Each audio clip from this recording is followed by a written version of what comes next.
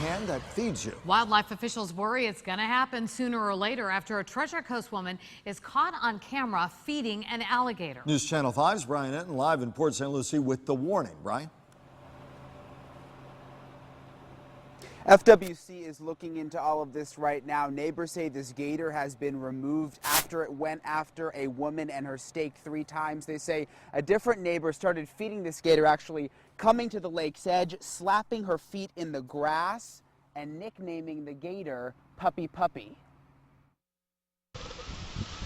She feeds the gator, and then she yells at it for getting too close. She'd bring food back and forth and feed him, and he'd hang out there all day. Lynette Miller says she saw this happen over and over again in her Port St. Lucie senior living complex. Each time the woman just inches away from death.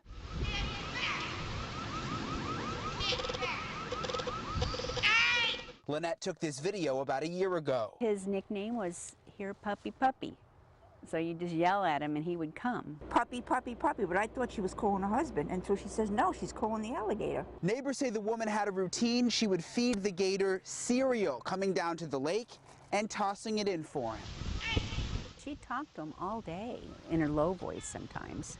But if he got aggressive, then she'd yell at him. She almost like had him trained. But FWC investigators say what's happening in this video is very dangerous. It was quite alarming to see this woman just sitting by the water with this alligator just feet, in some cases inches from her. She would go in her water like this, like she would be calling it. Crews removed the gator because it started approaching other people looking for food. Nobody called the authorities until he came up to their patio and wanted a steak. But the problem could be starting over again.